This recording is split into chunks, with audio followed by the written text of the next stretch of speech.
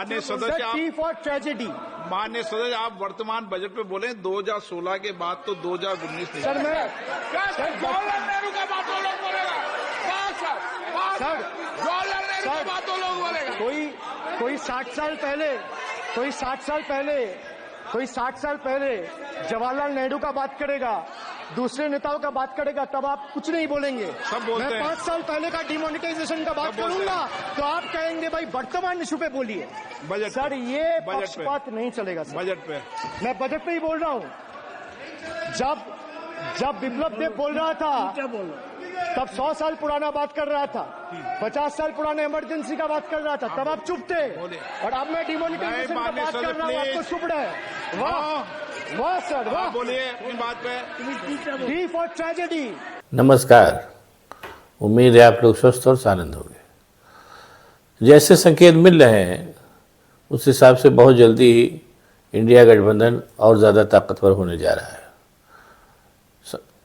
YSR Congress जो है आंध्र प्रदेश पे जहाँ अभी हाल ही तक जिसका शासन था, वो चाहती है कि इंडिया गठबंधन के साथ उसका भी गठबंधन हो जाए। शुरुआत ऐसे हुई कि अभी हाल ही तक तो आंध्र प्रदेश में वाईएसआर कांग्रेस का ही शासन था।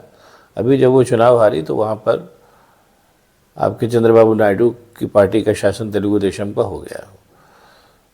अब जैसा वाईएसआर कांग्रेस के लोग कह रहे हैं कि चंद्रबाबू नायडू ने आते ही उन लोगों की उनकी पार्टी का बड़ा उत्पीड़न शुरू कर दिया है, मारपीट हो रही, सब सारी बातें हैं, तमाम उन्होंने उस पर बातें कह रहे हैं।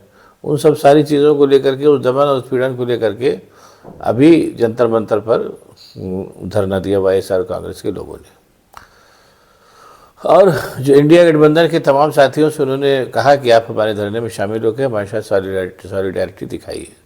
उनके इस आह्वान पर अखिलेश यादव और तमाम जितने इंडिया गठबंधन के और भी तमाम लोग थे वो वहाँ शामिल हुए और उनके साथ बड़ी अच्छी उनकी बातचीत हुई। बताते चले आपको कि जो वाईएसआर कांग्रेस है जो उसके पास इस समय 15 सांसद हैं, 4 लोकसभा में और 11 राज्यसभा में। अगर मान लीजिए गठबंधन हो जाता है तो ये मान के चलिए कि राज्यसभा में तो इंडिया गठबंधन पूरी तरीके से शक्तिशाली हो जाएगा और लोकसभा पे भी उसकी संख्या बढ़ेगी। और सबसे बड़ी बात है कि नैतिक बात होती है कि जब एक प्रतिभागी और आ जाएगा इंडिया गठबंधन में तो उसका फर्क तो पड़ता ही है। ऐसा हो रहा है। अब यहाँ पर एक टेक्निकल चीज़ का थोड़ा सा पास्ट प्रभावी है। पास्ट ये है कि आंध्र प्रदेश पर जगन मोहन रेड्डी जो है, जो उसके वाईएसआर कांग्रेस के सर्वे सर्वा हैं, उनके पिताजी का ही शासन था बहुत पहले, करीब 1 दशक हुआ, और उनकी हवाई दुर्घटना में मृत्यु हो गई थी। उसके बाद फिर जगन मोहन रेड्डी ने गद्दी पर दावा ठोक दिया था, मुख्यमंत्री की गद्दी पर, लेकिन कई वजहों से सोनिया गांधी ने उनके दावे को दरगुजर कर दिया और दूसरा व्यक्ति चीफ मिनिस्टर बना। उससे नाराज़ होकर के जगन मोहन रेड्डी ने कांग्रेस को छोड़ दिया और अपनी पार्टी बनाई और बाद में संघर्ष वगैरह करते आखिरकार आंध्र प्रदेश के मुख्यमंत्री वो बन ही गए। कालांतर में चुनाव में वो हार गए, जैसा होता है। अब उनको नए सिरे से अपने आप को इस्टेब्लिश करने की ज़रूरत आन पड़ी है। तो उसी में उन्होंने पहला स्टेप लिया कि वो जंतर मंतर पर आए और एक तरीके से आंध्र की राजनीति से निकल करके दिल्ली में आकर के उन्होंने जो विरोध की जो सारी मतलब पृष्ठभूमि है दिल्ली, जहाँ तमाम पार्टियों का सम्मेलन होता है, वहाँ आकर के अपनी बात बताई कि देखिए भाई हमको इस तरीके से परेशान किया जा रहा है और हमको और दूसरे विरोधी दलों का वो चाहिए, क्या नाम है, समर्थन चाहिए।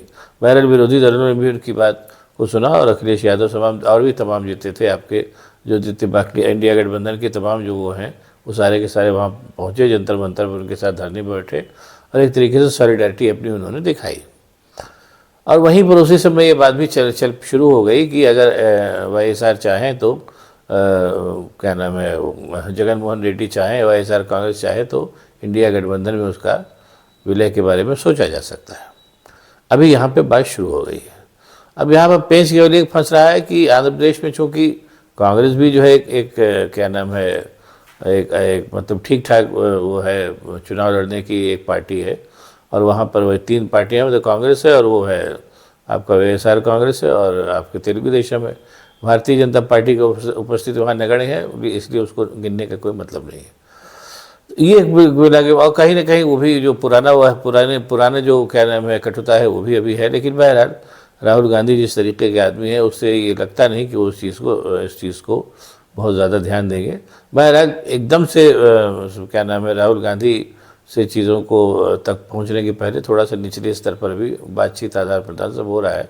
लेकिन जिस तरीके की राजनीति चल रही है उस राजनीति में इस बात की संभावनाएं ज़्यादा हैं कि वाईएसआर कांग्रेस भी जो है इंडिया गठबंधन का एक हिस्सा बन जाए। और जिस दिन ये गठबंधन का हिस्सा बने, समझ लीजिए, मान लीजिए कि इंडिया गठबंधन में एक साथ 15 सीटों का इजाफा होगा और क्या नाम है, इंडिया गठबंधन की ताकत और बढ़ेगी। ये तो एक है। यानी कुल मिलाकर के भारतीय राजनीति इस समय जिस अवसर से, जिस दौर से गुजर रही है, उसमें ये मान के चलिए कि सत्ता पक्ष और विपक्ष दोनों में ही बहुत ही मतलब कटाकटी की लड़ाई इस समय चल रही है। सत्ता पक्ष में कटाकटी की लड़ाई दो लिहाज से हो रही है। एक तो ये है कि उनको अपना अस्तित्व बचाने की दिक्कत है, इसी के चलते वो मतलब बिहार के नीतीश कुमार को और ये आपके आंध्र प्रदेश के चंद्रबाबू नायडू को उन्होंने भी अच्छी खासी धनराशि दी है। हालांकि जो क्या नाम है, जो एक्सपर्ट्स बता रहे हैं, इसके एक्सपर्ट्स बता रहे हैं कि इसमें भी बेवकूफ़ बनाने की कोशिश की गई। वो धनराशि ऐसी कुछ नहीं है और वो एक तरीके से सहायता को अलग रूपों में, टुकड़ों में दिया जा रहा है। बहरहाल अब सच्चाई जो भी हो, टेक्निकलिटीज इतनी मुझे नहीं मालूम, लेकिन कि कुल मिलाकर के अभी जैसा जो भारतीय जनता पार्टी का जो हाल रहा है पिछले दिनों में, उससे देख के लगता है कि हाँ ये हो सकता है।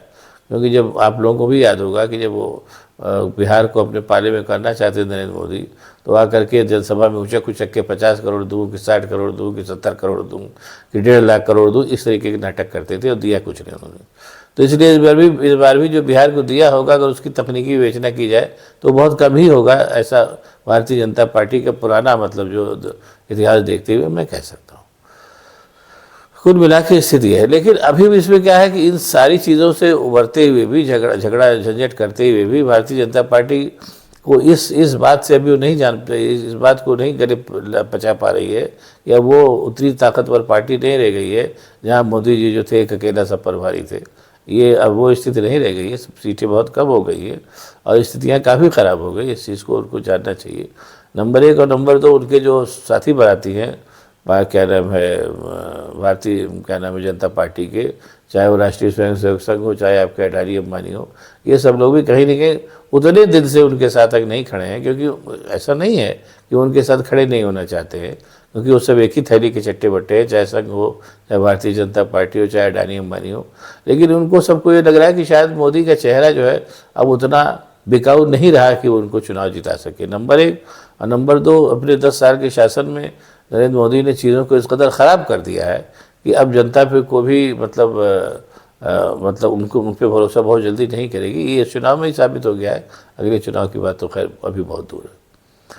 और उस चीज़ का प्रभाव जो है वो जाहिर सी बात है विपक्षी दल में जब सत्ता पक्ष कमज़ोर होगा तो जाहिर सी बात है विपक्ष जो है वो भी उतना आक्रामक तो होगा ही, और स्पेशली अगर उसको मौका देने वाले लोग उपस्थित हों, जैसा कि आजकल ये भी हल्ला बहुत चल रहा है। आपके जो राज्यसभा के और क्या नाम है लोकसभा के अध्यक्ष आपके बिरला जी, और राज्यसभा के अध्यक्ष वो जो दूसरे सज्जन हैं, ये लोग जो है मतलब बजाय इसके कि आप अपना काम करें, संसद में टोका टोकी करते रहते हैं। और बिरला जी तो उसमें काफ़ी आगे महारथी हैं, तो कल उनको भी खाने भर को जवाब मिल गया। ममता बनर्जी का जो भतीजे अभिषेक बनर्जी, वो बोल रहे थे, उन्होंने बजट के प्रस्ताव में नोटबंदी का जिक्र किया, तो बिरला जी कहा माने, उन्होंने कहा कि आप बहुत पुरानी बात का जिक्र कर रहे हैं। तो अभिषेक बनर्जी, ममता बनर्जी के भतीजे, कहाँ चुप रहने वाले, उन्होंने भी कहा कि आपकी जनता पार्टी वाले, भारतीय जनता पार्टी वाले तो जवाहरलाल नेहरू और उसके भी पहले की बात करते, तब तो आप नहीं टोकते। प्रसंग है इसलिए मैं कह रहा हूँ। और बात अभिषेक बनर्जी की सही भी थी, बाद में अभिषेक बनर्जी ने और भी उनको खरी खोटी सुनाई। Truth is, the Honorable Prime Minister is on borrowed time. You all are on borrowed time, mark my words. And I would like to end by saying, थोड़ा सब्र रखिए और कुर्सी का पीटी बांध लीजिए, मौसम बिगड़ने वाला है। Thank you sir. और अब देखिए, अब चूंकि ये मान के चलिए कि अब चूंकि एक तरीके से मतलब खुल गई है, मतलब बात खुल गई है, इसलिए भी आप देखिए कि भविष्य में ओम प्रकाश बिरला को और भी खरी सुनने को मिलेगी।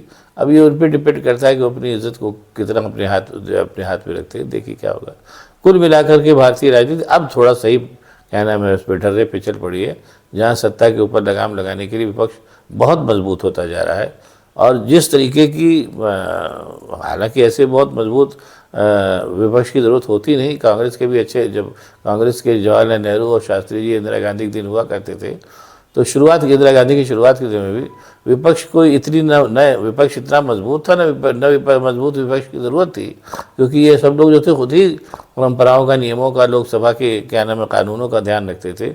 भारतीय जनता पार्टी के शासन में पिछले खास तौर से जैसा पिछले 10 साल का शासन देखा गया, उसमें अगर मजबूत विपक्ष नहीं होगा तो भारतीय जनता पार्टी कितना मनमानी कर सकती है, कितना देश को नुकसान पहुंचा सकती है, कितना युवाओं को और किसानों को, इनको सबको नुकसान पहुंचा सकती है, ये लोगों ने देख लिया। इसलिए ये समझ लीजिए कि ईश्वर की कृपा है कि इस बार विपक्ष मजबूत होकर सामने आया है, और ये कुल मिलाकर के देश के हित में है।